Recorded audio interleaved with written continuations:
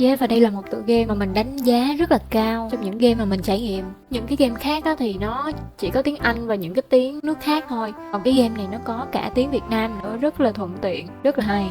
Thì ở đây mình có 15 màn ha. Mình sẽ để ở dưới phần mô tả những cái dấu mốc của các màn. Nhưng mà tất nhiên là để qua 15 màn này thì game còn cài cắm những cái chi tiết để mà mình phải có cái đó thì mới qua được những cái màn đó. Rồi bây giờ thì mình bắt đầu màn 1 ha.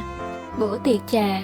Thì bây giờ mình sẽ nhảy lên những cái đầu này, nhảy qua trái, nhảy qua phải, nhảy qua trái, nhảy qua phải để nó nâng mình lên, xong rồi mình lấy được cái ly. Và đây là cái túi để đồ của mình. Tiếp theo thì mình muốn mở cái cửa này, nó cần chìa khóa thì mình sẽ đi tiếp. Đây, bữa tiệc trà. Ở đây chỉ có 2 cái ly thôi, còn thiếu một cái ly. Lúc này mới mở ra được cái chìa khóa của ông Tiên. Rồi mình lấy cái chìa khóa mình qua mở cửa. Rồi đây là thử thách số 1. Phải làm sao cho cái vòng mặt trời này đều là màu đỏ, không có màu xanh. Mình sẽ nhấn nút Z để mình chọn giữa 2 cái vòng trên và vòng dưới. Rồi sau đó mình xoay. Rồi vòng dưới thì mình sẽ xoay hướng 2 giờ. Vòng trên sẽ xoay hướng 4 giờ 50. Rồi ok, bây giờ xong rồi, mình mở được chìa khóa và mình lấy cái dụng cụ pha trà ha. Cái dụng cụ pha trà này là cái bình tưới cây, mọi người, tưới cây để pha trà cũng vui á, sáng tạo. Mình quên nhắc là khi mà bạn muốn sử dụng một cái đồ trong túi á, thì bạn phải mở cái túi ra, ấn vô cái vật phẩm đó trước, xong rồi mới ấn vào cái nơi cần xài cái vật phẩm thì mới xài được. Còn mà bạn ấn xài mà không mở túi ra lấy vật phẩm xài á, thì cũng không xài được nha. Rồi sau cái bữa tiệc trà á, thì mình quay lại thế giới thật, quay về nhà của mình ha.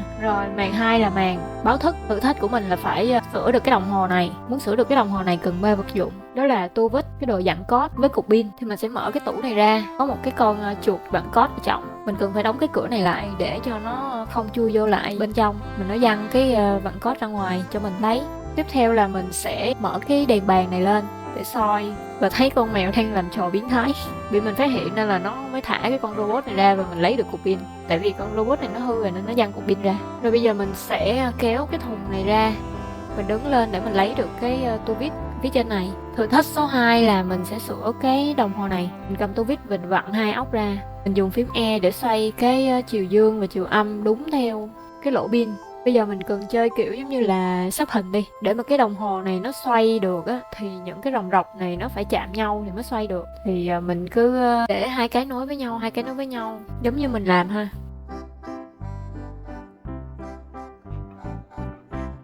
Rồi xong cái đồng hồ báo thức rồi. Dậy đi anh hai ơi. Màn 3 là màn chú chó chăn cừu. Mình mở quyển sách ra thì nó sẽ có chỉ dẫn cách làm cái đầu hộp hù dọa ha. Thì mình sẽ cần cái hộp, cây kéo với lại bút màu. Bây giờ mình lấy bút màu. Đây dữ liệu nè, các bạn để ý là 5 giờ và kim dây chỉ ở số 9. Rồi bây giờ mình ra ngoài để tìm kiếm thêm manh mối. Mình cứ đi lấy hết những cái dụng cụ có thể lấy trước. Rồi mình đã có một trái bóng, một cái chuông lắc, và sau đó mình hù anh mình thì mình có thêm một cái con lắc để gắn vô cái đồng hồ này cho nó kêu. Đây là thử thách tiếp theo, mình cần phải chỉnh đúng cái số giờ có ở trong hình hồi nãy á, là 5 giờ đúng. Và kim dây chỉ số 9 nó sẽ cho mình cái chìa khóa và mình mở tủ ra, lấy được cái cây kéo để một hồi mình làm cái đầu hộp. Rồi bây giờ mình sẽ chơi cái màn chú chó chăn cừu nè. Mình lấy cái chuông mình lắc thì mình thấy chú chó đang mơ là mình đang chăn cừu, cho nên là không có dậy được, cho nên là mình phải chơi thử thách này, đưa những chú cừu này vào đúng cái ô chữ X thì chú chó chăn cừu này mới tỉnh dậy được. Đầu tiên mình sẽ đẩy con thứ ba, đẩy con đầu tiên, xong đẩy con thứ hai. Bạn đi đúng như mình thì mới được nha, tại vì cái này nó đi khác không có qua được. Rồi, như vậy là đã xong ha. Chú chó đã được đánh thức. Bây giờ mình sẽ chơi banh với chú chó này. Nhớ là phải canh ném cho nó dính vô cái bảng tròn tròn ở trên kìa. Nhờ vậy mà chú chó mới ra với chú mèo thì mình mới lấy được cái hộp. Và mình đã có đủ 3 dụng cụ rồi thì mình sẽ mở cái dụng cụ ra, rồi mình ấn vô anh mình. Hù, hết hồn chưa? Rồi dí chạy nha. Mở cửa kết giới rồi đó. Thử thách tiếp theo là chạy đúng vô cái hình hộp mà không bị trượt ra ngoài. Cái này lỡ bỏ lỡ hay là trượt mấy cái không sao nha. Nó sẽ chạy cho tới khi nào mà mình đạt đủ 6 cái thì thôi. Nên sẽ không sợ thua. Màn thứ tư là màn gấu dí. Mình bị lạc vào khu rừng và bây giờ dữ kiện đầu tiên sẽ là cái chén. Đầu tiên mình sẽ đi qua phía bên trái khu rừng để lấy cái chén, mà bị con bù hóng nó chửi. Dữ kiện tiếp theo là mực ngọt chết ruồi, thì mình cần lấy được cái dao để rạch cái phần mũ này ra. Để lấy được cái dao ở ngay chỗ ong gấu này á thì mình phải lấy 2 lần. Nó sẽ từ chính giữa khúc cây nè, xong mình quay lại nó sẽ ở gần cuối khúc cây mà mình lấy được. Rồi bây giờ lấy cái chén ra để lấy cái mực, hay là cái nhựa cây ta, không biết nữa. Mình đem qua gốc cây để Rồi có một con ruồi đã dính bẫy và một con bù hóng đi theo. Mình sẽ chui được vô cái cây và lấy cái mắt kiến đem qua cho cái bồ hóng này đọc sách. Rồi khi chú đi thì để lại cành cây và mình sẽ lấy được cành cây, nhét túi để móc cái nón này cho chú ếch. Đầu tiên mình sẽ dẫn chú ếch này đi qua gặp ông gấu, sau đó mình núp vô cây và chú ếch này sẽ đánh lạc hướng ông gấu cho mình chui vô đây lấy cái cần gạt. Và thử thách ở màn này là phải chơi cờ với ông bù hóng trong cây để lấy được cái cần gạt. Luật chơi là ép được cho đối phương vô góc bàn cờ, nhưng nếu đối phương chạm được vào những cái vương miện thì đối phương thắng, và chúng ta chỉ có thể đi xéo trái và đi xéo phải và đi lên chứ không được đi lùi, cho nên mình phải ép sát góc thì mới thắng được. Mình sẽ chặn những cái đường xéo để cái quân cờ đen nó không có đi được, buộc nó phải vô góc. Ok, mình lấy được cái cần gạt cho chú ếch thứ hai. Rồi mình ra mình chọt lét ông gấu để giải cứu chú ếch số 1. Quay lại nơi ba chú ếch. Chú ếch số 1 sẽ luôn đi theo mình, cho nên là mình sẽ đưa chú ếch số 1 qua cái bệ phóng này. Sau đó mình bật cần gạt, chú ếch đi lên và lấy giùm mình cái lỗ khui hộp để những cái con ruồi này bay ra và chú ếch số 2 được ăn. Khi mà đủ 3 chú ếch rồi thì mình sẽ làm người đứng đầu và rút thanh kiếm cho ba chú ếch cùng nhau đi chiến đấu chống lại ông gấu. Mình phải nhấn liên tục để cho nó vượt cái mức thì mới rút ra được. Nhưng mà bị đảo ngược tình thế nên là mình bị gấu dí. Đến thử thách tiếp theo ở trong hang động. Mỗi người chỉ được đi một bước và con gấu thì sẽ đi được màu đỏ. Mình không đi được, mình sẽ đi được màu vàng và con gấu không đi được. Còn màu trắng thì cả hai cùng đi được. Và con gấu sẽ chỉ nhìn thấy mình khi mà mình đứng ngang hàng với nó. Còn nếu mình ở hàng khác thì nó sẽ không thấy được. Mình sẽ nhân cơ hội đó để nó bước chậm hơn mình một bước là mình có thể qua các màn. Màn 2 này là mình sẽ dụ nó xuống dưới và nó sẽ không thấy là mình để đi đường vòng, và mình lên trước nó 2 bước để nó sẽ không dí được mình. Màn thứ 3 mình cũng dụ nó như vậy để dụ nó đi xuống để mình không bị nó bắt ngay cái đường màu đỏ ở trên và đi theo đường màu vàng, dụ nó xuống dưới và mình tẩu thoát ở trên. Màn 4 thì mình sẽ có một bước là mình lấy cái con màu vàng, nên là bước đó cái ông gấu cũng sẽ dí được mình, thì mình phải dụ đi đường vòng để ổng thua mình 2 bước thì mình mới qua được.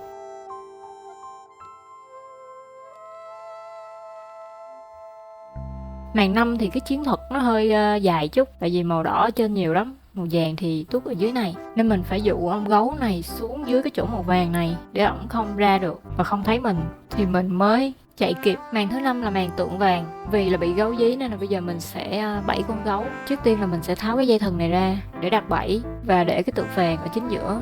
Nhưng mà để xong được cái bẫy này thì mình còn thiếu một chữ S ở trong cái lỗ. Thì thử thách đầu tiên ở màn này là giải mã được cái cửa hang động để lấy chữ S ra. Thì như cái chỉ dẫn này là tam giác, xong tới tròn, xong rồi tới nút game, xong rồi tới dấu nhân, sau đó là chữ C. Khi có được chữ S rồi thì sẽ tới thử thách thứ hai là hoàn thành theo hình con rắn này. Nó sẽ là 1, 2, 3 qua phải, 4, 5, 6, 7 qua trái, xong rồi 8, 9 qua phải. Ok, sau khi đã giải mã được xong con rắn thì mình sẽ biến cái tượng vàng này thành một cái bản sao của mình và ông gấu sẽ tưởng là mình, sau đó sẽ mắc bẫy ở trong cái sợi dây thần này. Chúng ta lại trở về với thế giới hiện thực. Màn thứ 6 là màn con vịt hay là bồ nông ta? Không biết nữa. Thử thách đầu tiên là mình sẽ tìm 4 con vịt để được ổng chỉ đường về nhà. Trong đó thì có một cái dữ kiện là bánh mì. Thì mình sẽ lấy ổ bánh mì này để cho mấy con chim bồ câu này ăn, để mình có chỗ trống mình leo lên lấy được đồng tiền vàng. Phía sau cái bụi này có một con vịt nên là mình sẽ gọi pizza cho cái ông chú ở đằng sau bằng đồng tiền vàng theo số điện thoại này 1, 2, 4, 4, 3, 5 và phải đặt đúng cái phần pizza mà ông chú ăn là không topping nấm, cà chua và rau. Rồi bây giờ mình đã có một chú vịt từ ông chú. Tiếp theo mình quay lại chỗ con vịt thì sẽ có ông Tiên đưa cho mình cái kẹp để mình kẹp mũi và lấy thêm một con vịt ở trong thùng rác. Để mà có được con vịt thứ 3 thì phải giải mã được cái mã khóa của cô này. Cái câu chuyện để giải mã cái mã khóa này hơi bị vui. Mọi người nên chơi game để ứng vào từng hình và coi được cái cốt truyện. Thì theo như gợi ý, theo thứ tự sẽ là cướp, ngựa, sóc, rìu, chim sẽ ứng với đa giác, hình thoi, trái tim, hình tròn với lại chữ thập. Quạt quạt. Rồi bây giờ mình đã có 3 con vịt. Tiếp theo con vịt thứ 4 mình sẽ lấy ở trong 5 cái tượng ếch này. Bạn sẽ thấy là mỗi chú ếch sẽ ứng với một màu của ngôi nhà. Thì nhà nào cao nhất thì mình sẽ để chú ếch màu đó cao nhất. Cứ như vậy mà sắp xếp nó sẽ là xanh lá, xong tới màu vàng, xong rồi tới màu đỏ, tới màu nâu, cuối cùng thấp nhất là màu xanh dương. Rồi bây giờ mình sẽ đi đến gặp chú vịt để mình qua màn bằng cách thực hiện thử thách cuối cùng. Luật chơi là con vịt đeo nón sẽ phải lấy cái cờ ở phía bên kia đem về phía bên đây, và tất cả 4 con đều về được lại bờ. Mỗi bước đi sẽ mất 25% năng lượng, thì mỗi con sẽ có 100% năng lượng. Nhưng mà vì cái con đeo nón nằm chính giữa thì mình sẽ tiếp sức từ con số 1 với con số 3 trước. Khi mà hai con chính giữa được 100% rồi thì con đội nón sẽ đi lên lấy cờ, và được con thứ 3 tiếp thêm phần trăm, để khi mà về tới gần bờ thì con 100% sẽ tiếp thêm cho hai con ở giữa, mỗi con 25% nữa thì sẽ đủ để về bờ. Rồi vậy là mình đã qua được cái màn con vịt. Tiếp theo sẽ là màn ra biển. À mà quên, trước khi ra biển thì cũng có một vài thử thách nhỏ. Tại vì mình đang bị bắt nên là mình phải trốn thoát khỏi cái chú vịt trời này. Mình sẽ lấy cái lông và chụp lấy ong ếch. Ủa mà phải ếch không hay là yêu tinh ta? Thôi coi như ếch đi nha. Nhưng mà các bạn phải giữ được cái nút ở ngay cái vùng màu xanh thì mới chọt lết được.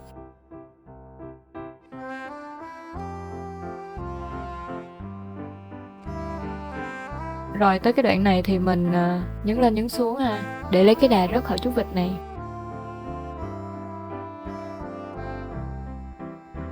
Ok, bây giờ mới là màn ra biển thực sự nè. Cái cốt truyện với lại hoạt hình của cái game này rất là đẹp, rất đẹp và dễ thương. Đối với cái đồ họa 2D game, mình sẽ có một phiên bản khác của game này, mọi người nhớ đón xem nha. Rồi đầu tiên thì mình sẽ đi về phía bên phải cho tới khi tìm được kho báu của Đại Hải Chinh. Vâng, và cuộc đời luôn có những cú tweet, tưởng đâu tìm được kho báu ai dè bị nuốt chửng. Rồi dữ kiện đầu tiên sẽ là tìm cái con cá đang ngậm cái ống thở, và xin nó cái ống thở, nó ở phía bên trái, đi thiệt là xa, và nó giục vô cái mặt của mình cái ống thở. Ok, bây giờ thì mình đi xuống giải cứu anh trai cưng của mình. Chúng ta sẽ nhấn Q để thay đổi nhân vật thành anh trai và làm nhiệm vụ ở trong bụng cá. Đầu tiên thì anh mình sẽ lấy cái thùng này ra và phát hiện được con múa rối hình hải tặc. Sau đó thì anh mình sẽ thảy xuống cho mình, và mình lại tiếp tục chèo thuyền ra phía bên trái ngoài cùng của biển và múa rối nước để cho con bạch tuộc sợ hãi mà bỏ đi, sau đó để lại cái chai. Mà trong cái chai đó sẽ có một chú đom đóm. Tiếp theo mình sẽ quay lại chỗ của hai người đang đánh cờ, và mình soi chú đom đóm trong cuốn sách để lấy thông tin giải mã những cái ký sinh trùng ở xung quanh bình cá phía bên dưới nước này. À quên, cái ống thở nó sẽ không còn nằm trong túi nữa, mà nó sẽ có sẵn. Khi mà mình ấn vào cái phao thì nó sẽ tự lấy ống thở ra. Rồi bây giờ mình xuống đây. Theo như trong sách thì số 1 sẽ là cá nhiều răng, số 2 là Pokemon, số 3 là đốm có chân, số 4 sẽ là ăn cá thòi lòi. Ok, thế là con thủy quái điện đã được hình thành từ 4 mảnh ghép, mà chỉ để làm gì mấy bạn biết không? Chỉ để giật điện con Jun đang bơi bơi ngoài kia để mình bắt được và cho con cá này nó ăn thì nó mới vô trong bụng cá được, chứ không có thọt từ dưới hậu môn lên được nha mọi người. Mình thọt thử rồi mình thọt không được, chỉ có ăn rồi thải ra đường đó thôi, chứ không có ăn từ đường dưới mà thải đường trên được nha. Rồi vậy là ông chú đã có mồi câu cá, nên là ông chú đã thả cho anh mình cái đổ hút bồn cầu, và anh mình đã hút được cái chìa khóa. Vâng, cái chìa khóa để mở kho báu đó mọi người. Thế là anh mình gửi cho mình con cá và cái chìa khóa để mình lên làm nhiệm vụ tiếp. Tôi cho cá cho cái con chim này, chim gì ta? Chim bói cá hả? Chứ không phải là cho rái cá nha. Tại vì giành giật đó cho nên là bị đá văng xuống biển. Nhưng mà vậy đó, rồi tạo cho tôi cái thử thách chơi cờ với ông này. Chơi muốn xù đầu luôn mới thắng nổi ổng. Luật chơi chỉ đơn giản là bên nào có 4 con nằm ngang hay là nằm dọc gì đó, nói chung là nằm chung một đường thẳng trước thì thắng. Mấy con cua này có thể đi dọc đi ngang, bạn có thể chọn đường thắng ở góc nào cũng được, nhưng mà mình đi đủ thứ đường rồi thì mình thấy cái đường này là nó dễ đi. Rồi ok, vậy là mình xong cái thử thách chơi cờ với ủa này là hay là chim hải âu ta? Chắc vậy quá. Chơi cờ với hải âu đi. Rồi chú ấy đã bay đi để lấy cho mình cái kho báu. Có ai mà ngờ trong kho báu lại là một trò chơi game đâu. Tôi đang chơi game trong một màn chơi game của tôi trên máy tính. Ảo thật đấy. Nhiệm vụ của mình là theo cái sóng vô tuyến mà đưa cái tàu ngầm lên khỏi mặt nước. Thì cái màu xanh lá mà nó có hột hột trắng trắng, nói chung là màu dạ quang, thì mình sẽ đẩy được. Còn những cái màu đậm thì không đẩy được nha. Đó, cuối cùng là mình kéo cái này qua bên trái, sau đó là mình đi lên thôi. Cứ làm từng bước để thoát ra khỏi nơi này. Rồi mình đã có chiếc tàu ngầm cá mặt ngu. Bây giờ sẽ là thử thách xuống biển. Ok, và đây là màn số 8, cá bóng đèn. Đây là ông cá lồng đèn đang ngủ. Mình sẽ đánh thức ổng bằng cách lượm cái nút chai phía dưới cùng này, gắn lên trên con ốc phía trên cùng để lấy được một cái sinh vật phát sáng ở dưới biển màu đỏ. Sau đó mình đi xuống tận đáy biển cả, lôi chú sinh vật phát sáng ra tạo thành bóng đèn để lấy được con ốc tù và, rồi mới hú cho ông cá phát sáng này tỉnh dậy được. Rồi thú bắt luôn. Thử thách của cái màn này á là học toán với sinh học thôi.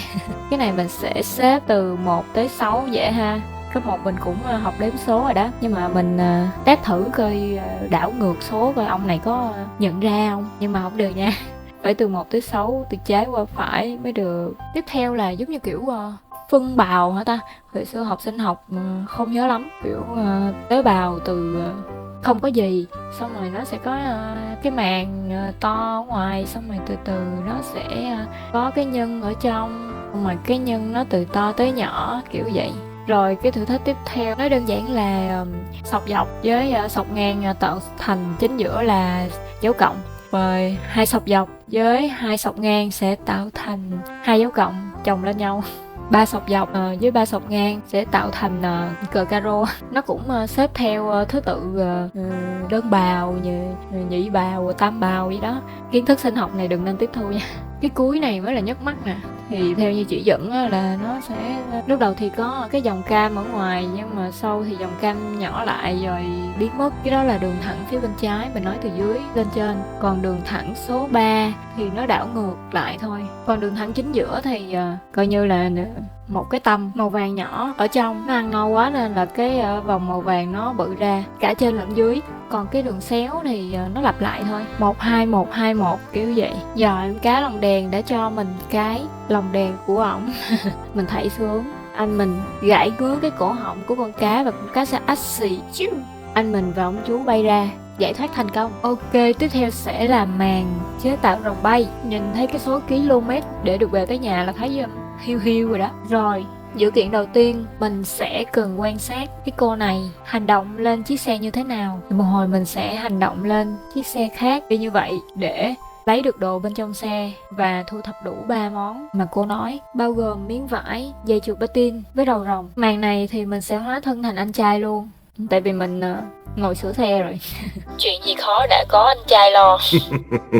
Rồi nó sẽ là một bên trái, một bên dưới, 2 nắp cabin.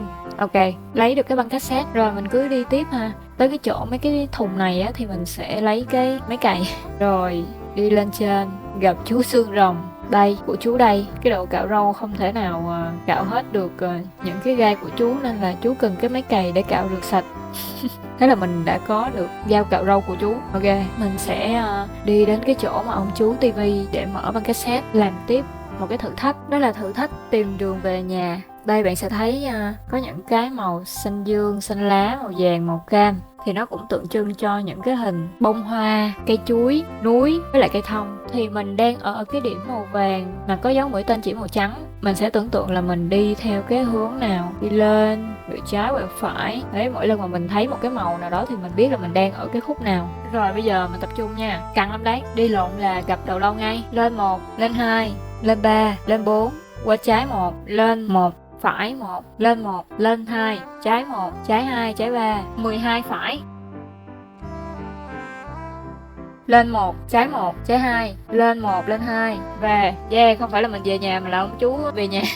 Cậy thế nhờ. Rồi ông chú đã để lại cho mình cái cây vô lăng, và mình sẽ lấy cái cây này mình sửa cái ống nước. Theo như hình thì là dưới trên dưới, thì mình sẽ chỉnh để cho nó văng cái thanh sắt này ra và gửi cho ông để ông làm cho mình một cái cây xoay 2 đầu. Sau khi mà mình có cây xoay rồi thì mình sẽ đến cái chỗ mà robot ấm nước, mình chỉnh theo như trong hình là trên dưới dưới. Sau đó nó sẽ rớt cái cây phơi đồ xuống và mình lấy cái dây trượt patin cho cô và cái đèn dạ quang. Sau đó thì mình sẽ đi đến chỗ cái ông yêu tinh này, đưa cho ổng con dao cạo râu để ổng cắt cái dây.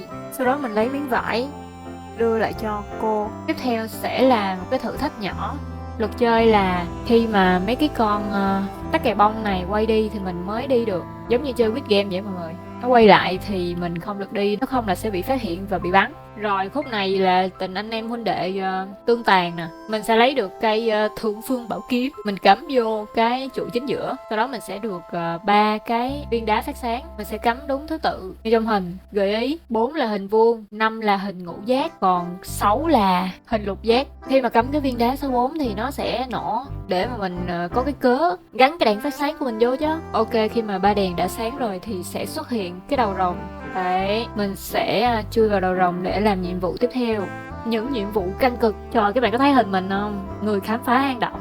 Từ người tiền sử là đã vẽ hình mình lên trên đá rồi, là biết cỡ nào rồi. Theo như hình gợi ý thì sẽ là không có gì, dưới, phải, trái.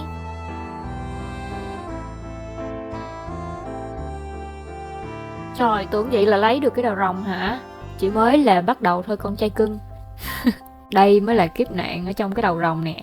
Theo như dữ kiện thì cái đầu rồng sẽ chiếu xuống cái con mũi tên qua trái, rồi tới cái con có mũi tên xuống dưới để chiếu vô cái trụ cuối cùng.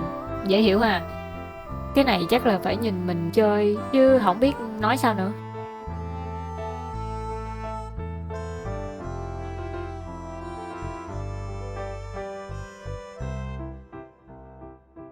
Ok, xong thử thách 1, thử thách 2 cũng như vậy, nhưng mà nó sẽ là đầu rồng chiếu tới con mũi tên qua phải, sau đó mới tới con mũi tên xuống dưới rồi vào trụ. Thử thách số 3 khó hơn chút, có tới 4 con lận. Thì cái con mà chỉ mũi tên xuống dưới mình sẽ làm nó sau cùng để cho nó hỗ trợ mấy con kia trước, và con mũi tên chỉ qua phải sẽ hỗ trợ con mũi tên chỉ xuống dưới để vào trụ.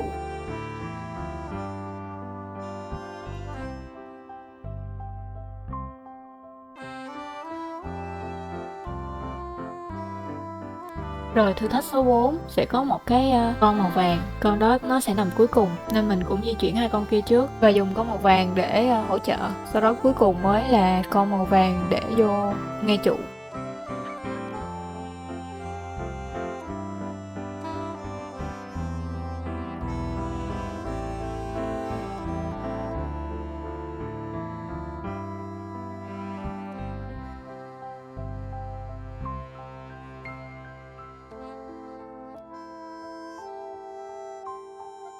Ok, thử thách cuối cùng đã xong và mình đã ra được khỏi cái đầu rồng, lấy được cái đầu rồng, đem về, đã đủ 3 vật phẩm. Bây giờ mình sẽ chế tạo rồng bay. Đầu tiên là mình sẽ lấy 2 cái thanh dài để cắm ngay cái phần đầu gắn với cái đầu rồng. Phải là thanh dài nha, thanh ngắn không được. Tiếp theo là mình sẽ gắn 3 thanh ngắn lên phía trên thân rồng, rồi gắn 3 cái miếng vảy hình trăng khuyết lên thân rồng. Tiếp theo mình lấy tua vít mở 4 con ốc ra, sau đó nối mạch theo như trong sách chỉ dẫn. Thì cái mạch màu vàng này sẽ nối vào chữ C trên cùng, cái mạch màu xanh sẽ nối vào mũi tên bên phải, mạch màu đỏ sẽ nối vào chữ U. Sau đó mình đóng nắp lại và mình vặn tua vít vào.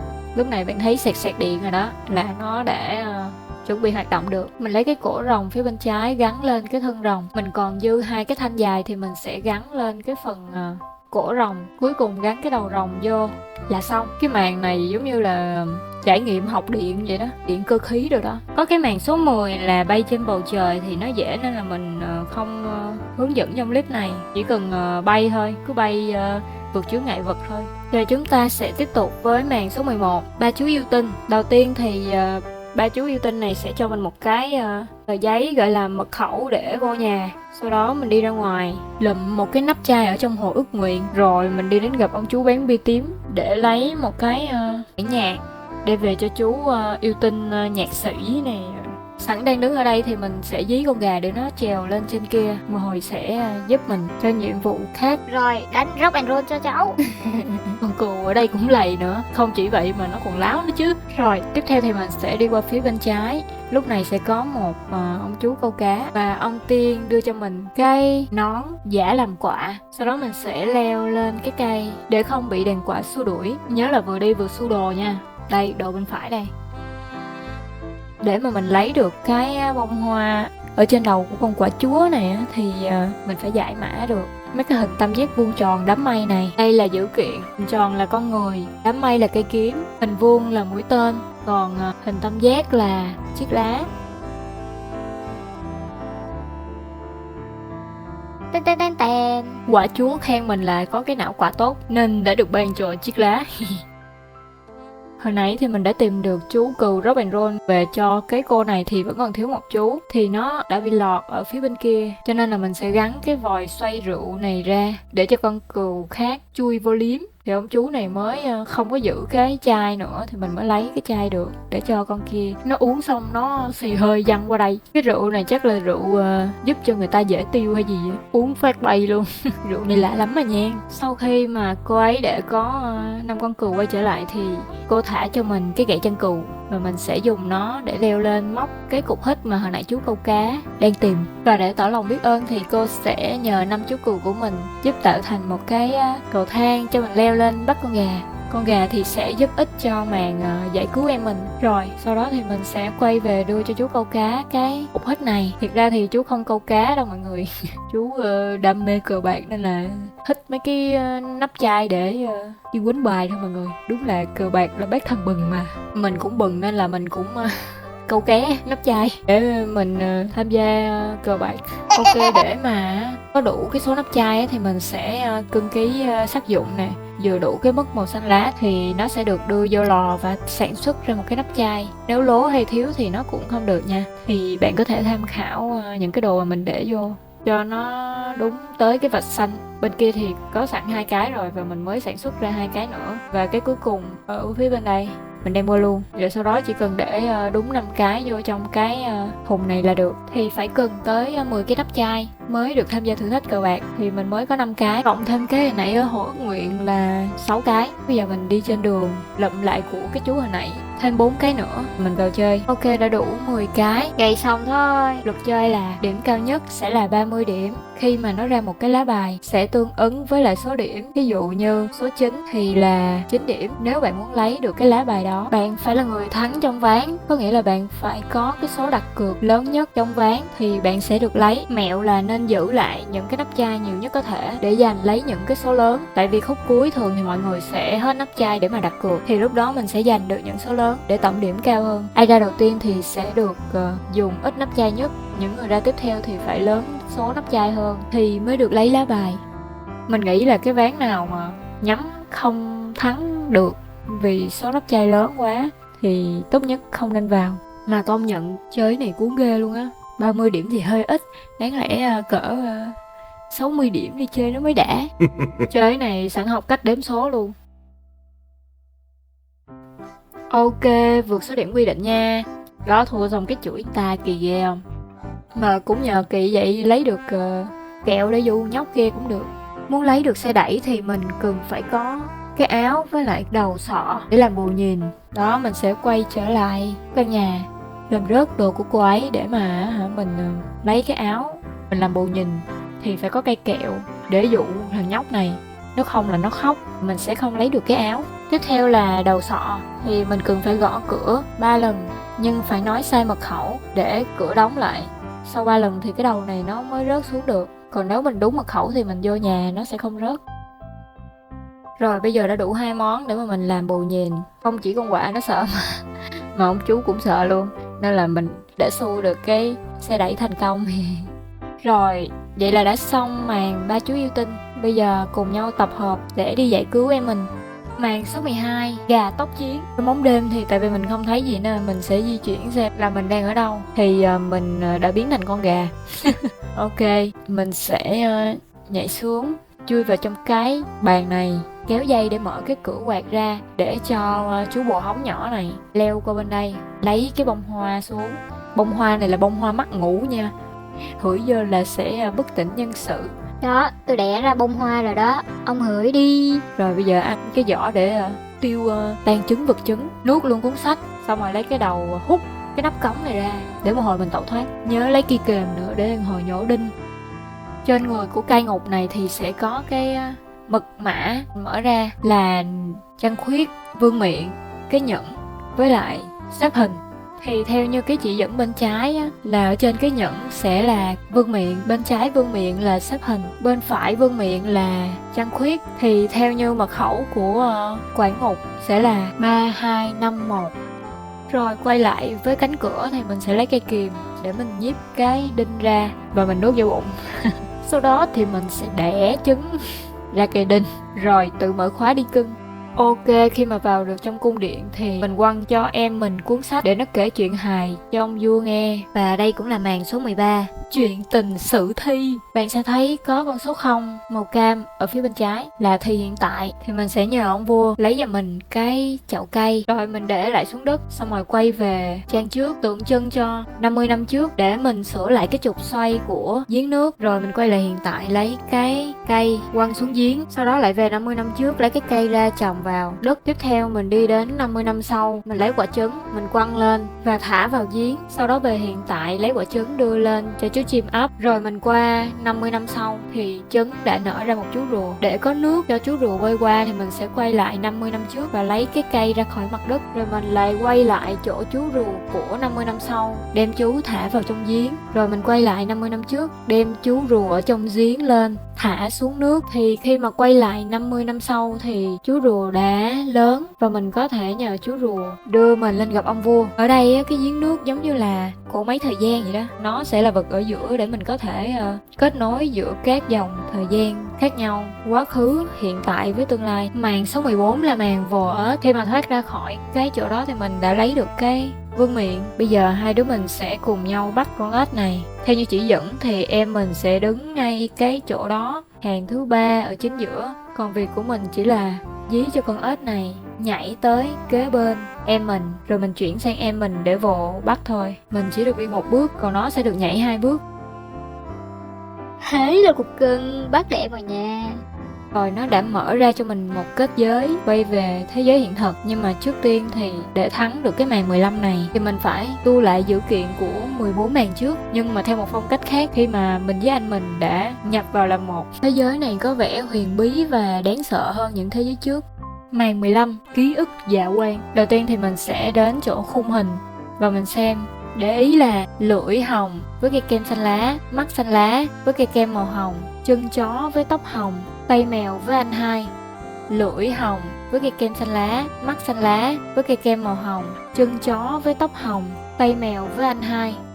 Ok, và mình đã lấy được một tách trà từ cái đồng hồ này. Mình sẽ đến chỗ cái cây và lấy đồng xu để đưa vào điện thoại gọi cho chú pizza, lại thêm một tách trà. Sau đó mình đến chỗ cái chai và lấy chú đom đóm ra, bay lên chỗ cuốn sách và soi. Thì số 1 là lá bài, số 2 là túi sách, số 3 là vô lăng. Nó cũng tượng trưng cho yêu tinh, cô ở công viên và ông chú vô lăng được mình dẫn về nhà. Vậy là mình đã đủ 3 tách trà. Mời cả nhà uống trà nha. Trà độc nhất vô nhị, trà có 1 không 2. Tiếp theo thì mình sẽ lấy cái bình tưới cây này gửi lại cho mình ở cuộc sống hiện thực. Sau đó mình đi lượm vương miện và đưa cho ông ếch. Và với tách trà hóa giải thì mình đã được trở về với thế giới hiện thực. Ok, vậy là mình đã xong phần hướng dẫn từ A đến Z game Lost in Play. Con game này nhìn vậy chứ cũng hóc búa. Người ta chơi 3 tiếng thì mình chơi tận 6 tiếng mọi người ạ. Rồi làm clip mấy ngày mấy đêm nữa. Nên là hãy ủng hộ video mình nha. Mình đã rất tâm huyết với cái game này, tại vì nó quá dễ thương, đề cao tinh thần của gia đình và hàng xóm láng giềng. À, mình còn một phần phiên bản kể chuyện version nọt nọt nữa, mọi người nhớ đón xem nha. Mình để phần cuối game lại để ghi công ekip đã tạo ra cái game này quá là tuyệt vời, để cho mọi người chơi mà có cả tiếng Việt nữa. Rất là respect ekip game này luôn. 10 điểm 10 điểm 10 điểm không có nhân.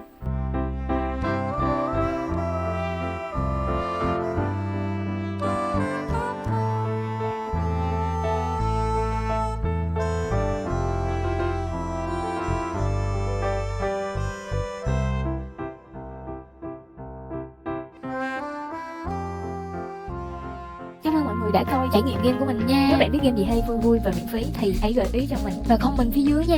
Peace.